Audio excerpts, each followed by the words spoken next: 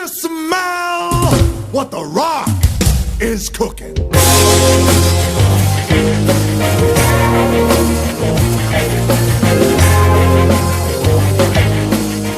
Can you smell what Coach is cooking? That's right. I'm back in the kitchen and I'm cooking up some results. That's it. So how do you achieve results, whether if it's for minimum body weight and optimum performance in the gym, whether if that's a sport or just building as much muscle mass as possible? There's only two ways that I know about it. One is illegal. It's taking steroids, anabolic steroids.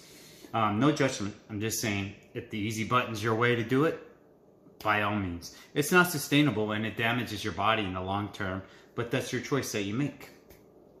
The more sustainable and long-term one, and the one that changes your relationship with food and also educates you on how nutrition works for you, is to weigh every calorie that goes into your mouth. A little bit tedious at first, but this is how it works. This is how you get the results. I'm drug-free, 45 years old, and I'm still 10% body fat, and I lift as much weight as most heavyweights, and I don't take any drugs. That's how you do it. So right here, I'll show you the example. There's the same exact meal, just with or without the tortilla.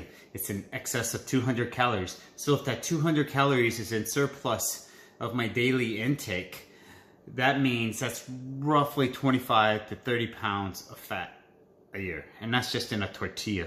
So you could use that math as for a beer as well. Beer is roughly the same amount of calories, and it does this roughly the same thing. It's just uses, if you're not using it as energy, then it stores it for energy later. In other words, it makes you fat. All right, that's it. I'll catch you in the next one.